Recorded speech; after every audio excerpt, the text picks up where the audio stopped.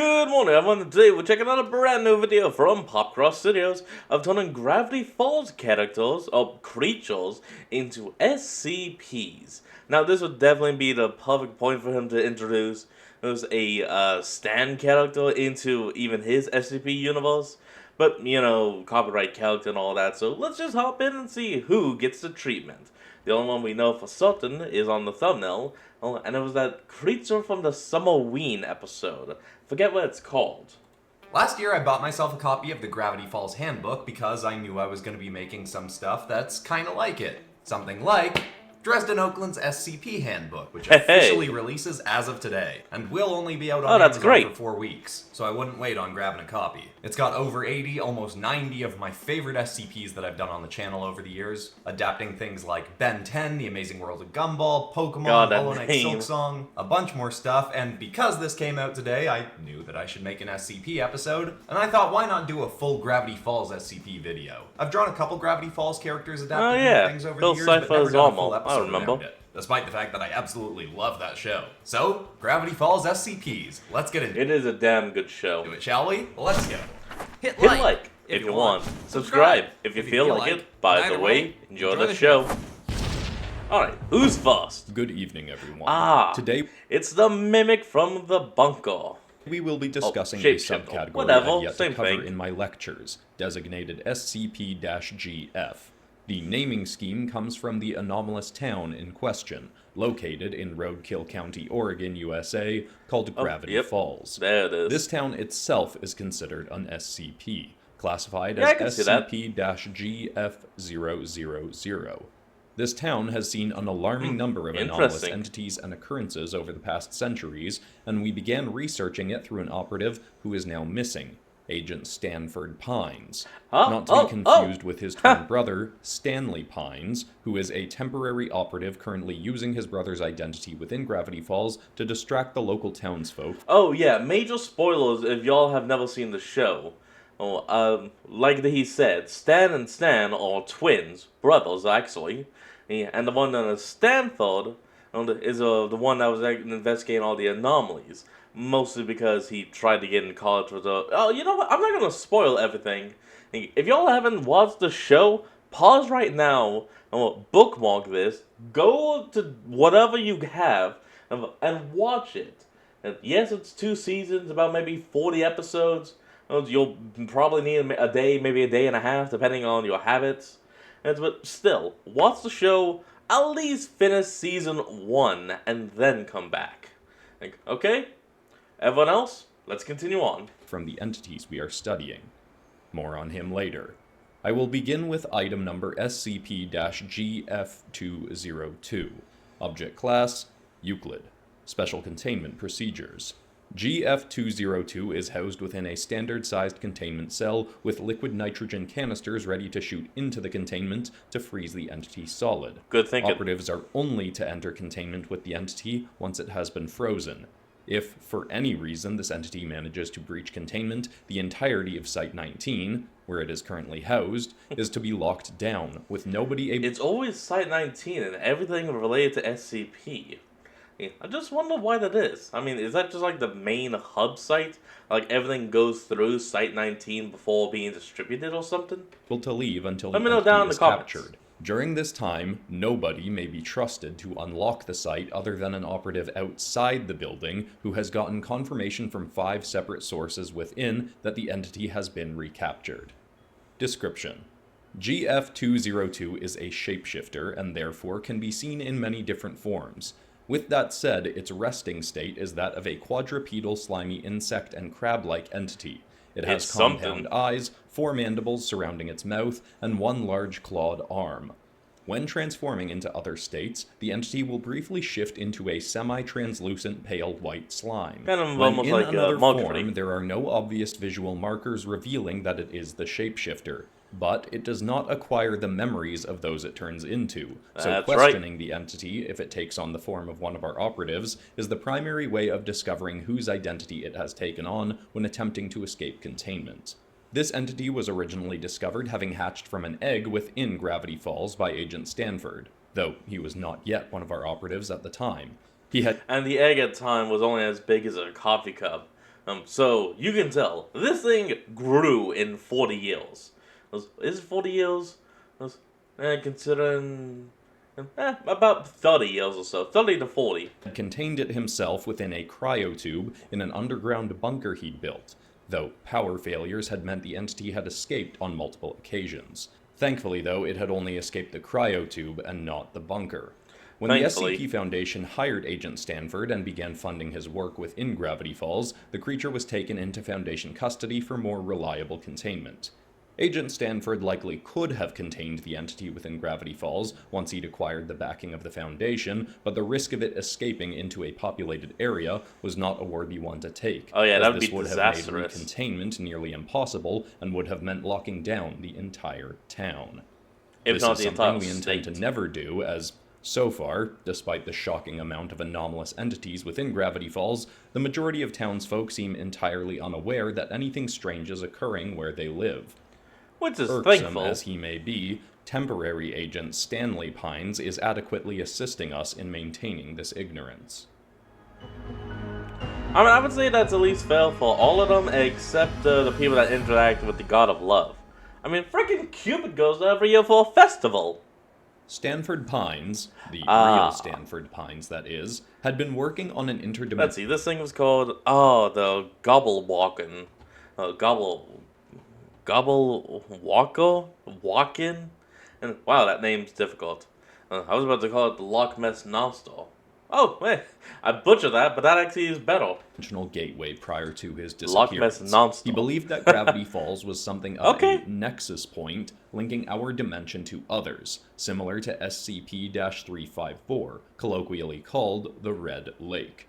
Stanford believed that the town resided Red in a Lake. region that possessed a fragile barrier. A quick synopsis of the Red Lake for y'all that don't know. It's a red lake, well, as the name said, but it's located in Russia, like deep in the Siberian area, to where it should be frozen solid, but for some reason, it's not. And like once a day or every few hours, some beast or monster will emerge from it, and be known as SCP, whatever he said, number, and then it would be that letter.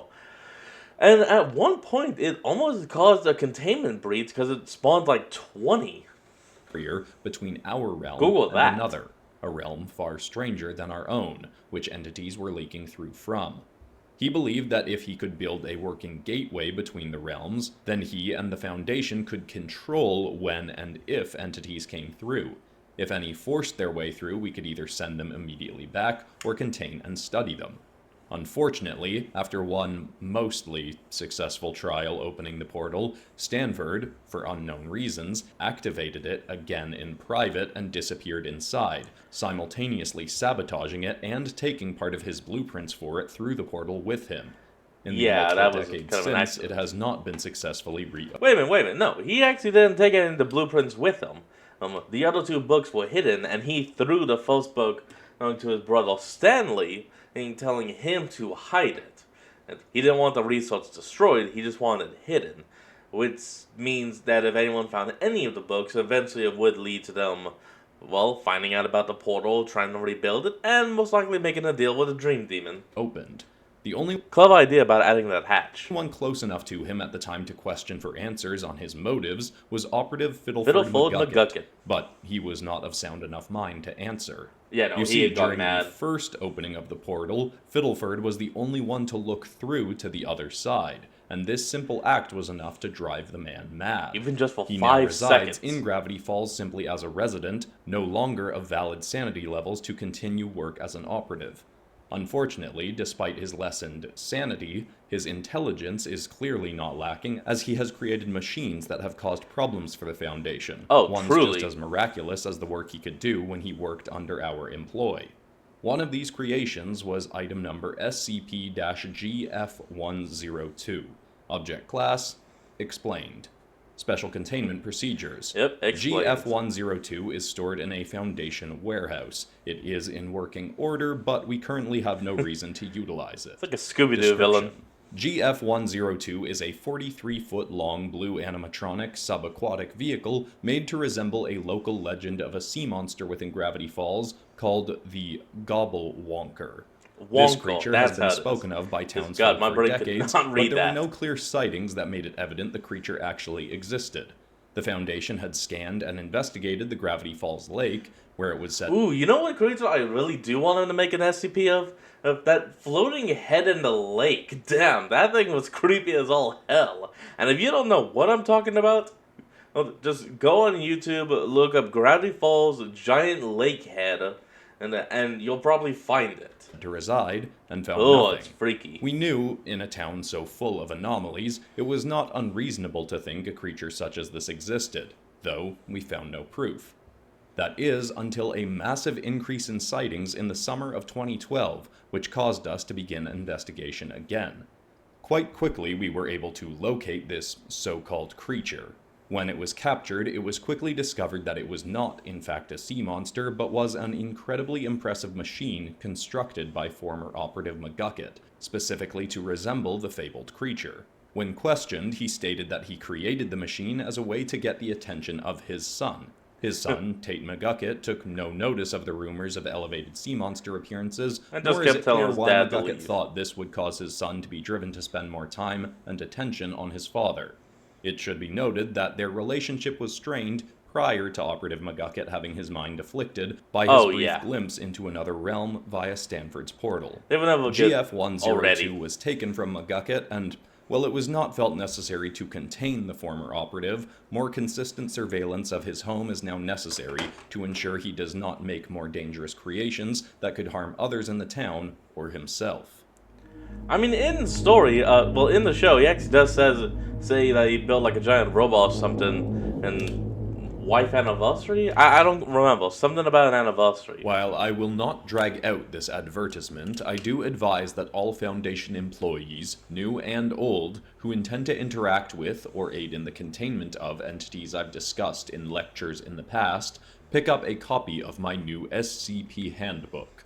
While it does not contain documents on every SCP I've discussed, any entity subcategory that I've done more than one lecture about has some of its entities contained within this book. Visuals along with the item number, object class, special containment procedures, and description are available for the majority of entities, and some documents have been updated by me firsthand to ensure the most accurate and up-to-date information is available to you on these entities. The two places you can purchase this handbook are linked in the description for those of you watching the recorded version of this lecture.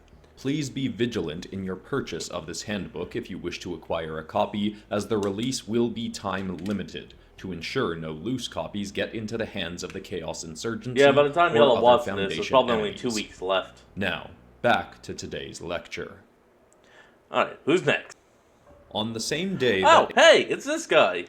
Hey, this is the one I was talking about. Summerween Trickster.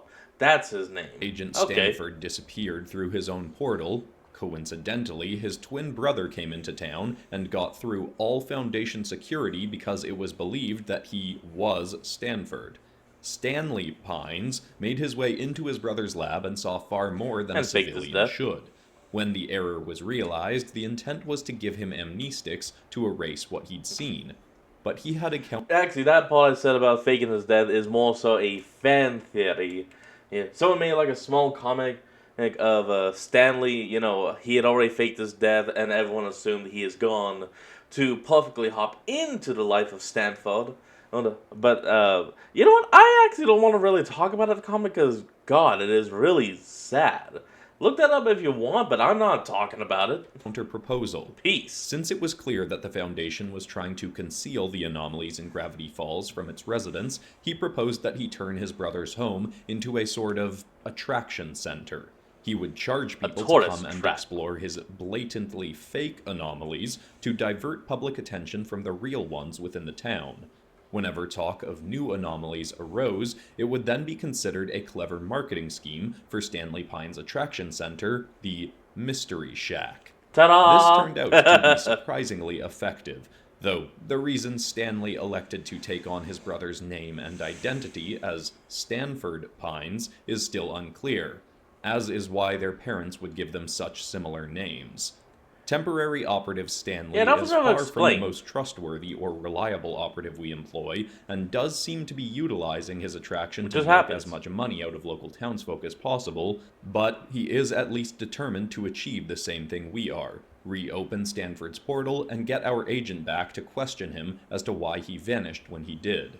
The next anomaly we discuss was also first observed in the summer of 2012, at which time, against Foundation approval, Stanley allowed his great-niece and great-nephew to come stay with him for the summer. His clever nephew, Mason Dipper Pines, quickly got wise to the strange occurrences in the town, despite only being 12 years old. Now this I actually can spoil it because it's not a major thing. He's called Dipple because he has a birthmark on his forehead and of the Big Dipple. The time. Thankfully, it was quickly understood that he could make a useful operative someday, and now has been a Foundation employee since the age of 16. An occurrence that helped us see his potential all was started his when he was encounter 12. with item number SCP-GF112. Object Class: Safe. Special Containment Procedures. GF112 remains in a dormant state until the second last Friday in the month of June, a date known as Summerween. Oh, I just realized what the numbers were. The first number is the season, the second set of numbers is the episode. Season 1, episode 12. Season 2, episode 2. Well, season 1, episode 2. That was it. Ah, clever, clever. Within Gravity Falls. On this day, as soon as the entity is spotted by patrolling operatives within Gravity Falls, they are to send Honorary Operative Ramirez, or someone with a similar taste palette, to meet the entity, consume part of its flesh, and assert their appreciation for its taste. Description. Yeah, you gotta eat 'em. GF112, alternatively known as the Summerween Trickster, is an entity that comes out on the Gravity Falls exclusive holiday, Summerween. This holiday is essentially the same as Halloween, except watermelons are carved into jack-o'-lanterns instead of pumpkins. That's On right. this date, often spawning from the Gravity Falls dump, a spirit possesses all of the discarded, quote-unquote, loser candy from previous Summerweens. I was about to say Candy bad that is candy. discarded by the children of Gravity Falls for being unappetizing congeals into a physical form as a humanoid entity who is disgruntled by being unappreciated. And The looks like a entity was first scarecrow. encountered by the Foundation when Mason, his sister Mabel, two of her friends, and their temporary guardian for the evening, Jesus Ramirez, an employee of the Mystery Shack who is aware of anomalies and the Foundation, unintentionally insulted GF112 when it came to their home requesting candy. Once offended, it demanded that they give it 500 pieces of candy before the last Jack-o'-melon went out for the evening. While they ultimately failed to achieve this, they were almost able had to it. surprisingly successfully evade the vengeful entity until Mason was able to decipher what this creature was and what it wanted. The Foundation elected to grant the boy more information about our functioning in the town after he concocted the scheme to have Jesus consume some of the entity and show his appreciation for the taste of the discarded candy. Yeah, you know, I guess that actually would be Seuss's full name, considering he does appear to have a Hispanic lineage, and considering his grandmother and all. Well, so, yeah, I guess his first name would be Jesus. Huh. Never actually thought about it. Literally did just think it was Seuss. It was S-O-O-S. Just thought it was that. Mason would have done this himself, but Jesus asserted that he genuinely enjoyed the taste of loser candy, so the task fell on him. The entity was sated and did not return again until the next Summerween, at which point Jesus was set on it again. Once shown appreciation, Oh, the that's entity nice. will instantly fall back into a dormant state until the following year. This makes it quite easy to reliably contain. Just gotta take a bite. And I don't get why more people don't appreciate him, though. That candy's pretty good. I mean, it's not as good as the not loser candy, but still. Honorary Operative How'd Ramirez, you get how in did here? you get in here? You are an honorary operative and do not have the clearance level necessary for this lecture. Oh, sorry, dude. I was just wandering around, found my way in here, and then boom! Haha, Soos! Can someone please prepare some amnestics? Yeah, just allow those. Get the guy out of here. Well, he does that a lot. He just wanders into where he should not be. Once Mason Pines was informed Ooh, of the what was this Foundation thing? and our Just a work in troll? Gravity Falls, he No, it's the Gremloblin. instantly became enamored Gremlin with the Goblin. idea of becoming Okay. an operative when he came of age. He got a bit too enthusiastic and hoped to prove himself worthy of becoming an operative early by capturing a dangerous entity all by himself. Well, this did not go I particularly mean, he actually did succeed in the show, and then his sister. smoothly for him. It did lead to the eventual containment of item number SCP-GF113. Object Class Euclid. Special Containment Procedures. GF113 is to be kept in a standard containment cell with monoammonium phosphate canisters ready to spray into the entity's cell if it begins to breathe fire. The entity is not to be okay. given water under any circumstances. Operatives who enter its cell are to be informed not to look the entity directly in the eyes. Oh yeah, don't ever do Description. that. GF113 is an 8-foot-tall humanoid creature with an extremely muscular build, dark green flesh and fur, and mushrooms growing from its shoulders and upper back. It has large The fangs reason you don't want to look it in the eye is because it has the special ability to make you see a worse nightmare. Or feel, something like that. and eyes that Oop. glow either yellow or red depending on the state it is in. When looking the entity in the eyes directly, it can force its victims to confront their greatest fear within their mind, Oh, damn, leaving so I don't have to weaker-minded explain people it. paralyzed in terror. In a surprisingly clever endeavor for a child, Mason Pines was able to lure this creature into a cage. He instructed his sister to watch the creature and ensure it did not escape, while he went to inform an on-site operative that he had contained the entity. Unfortunately, when Mason was gone, the creature feigned thirst, panting and acting as though it were desperate for water. Mabel Pines gave it a drink from her water bottle, unaware that this creature does not actually require water to sustain itself, and, in fact, gains myriad more abilities when it comes in contact with a significant enough supply of water. Yeah, it just becomes It grew stronger. more muscular still, grew spikes along its back, and even acquired the ability to breathe fire. Mabel was forced to retreat from the cage, and GF113 promptly broke free. The entity saw Mason returning with a Foundation operative and promptly sprouted wings, flying off. Thankfully, Agent Wendy Corduroy was carrying a tranquilizer gun that could also fire tracking Oh, darts. Wendy, She huh? quickly shot Huh. the entity with both a tracking dart That's and a kinda cool. tranquilizer. The tranquilizer was not strong enough to render the entity fully unconscious, but the tracking dart did allow our operatives to relocate the creature within the day and take it into proper Foundation containment. Mason was heavily discouraged from attempting to hunt entities himself after that point, Yeah, don't but was ever do not that, reprimanded for his work. He is now a Foundation employee who has spent some of his career within Gravity Falls, but has also been stationed at other sites such as Biosite 84, where he has studied entities from the subterranean realm, discussed extensively in prior lectures, and within my newly released handbook. Now, Huh, that is all for nice. today, but if you would like more Very cool. entities from Gravity Falls to be discussed, I am open to your requests. Thank you, and good night. Alright, not a bad spread of monsters. None of them look extremely, different or anything, but they do at least fit into the all-star. If you enjoyed this, again, So, you might want to pick I'd up a say it's copy of fine. Dresden Oakland's SCP Handbook, or you might enjoy the first episode of my new original series, The Book of Bayou Knights, which is very creature-focused, and the first episode involved me drawing a bunch of different dragon Bayou Knights. I was expecting that besides episode to come that's all out for today. Except, of course, for ending this video on some kind of Positive positive or and inspiring inspiring note. And the note I want to leave you on is one that I read from an Instagram channel called the Daygleed Adventure Crew. And it said, notice how the GPS never says you made a mistake. It simply says recalculating route. This new year, Oh. embrace the detours, adjust the course, and just keep flowing. I thought that I was a like nice little that. metaphor. I hope it's inspiring or encouraging. I love you all, and I'll see you all in the next episode on Friday with the next chapter of Mytholethal Pantheon Reapers. We'll see you there. Good night. Oh yeah. Alright everyone, that is going to be the end of today's video, and I hope you all enjoyed this. Remember to like, comment, and subscribe for more. Link to the original will be in the description below, and I'll see all of you next time when we flick back on. Till then, this is Fox, signing out. Peace.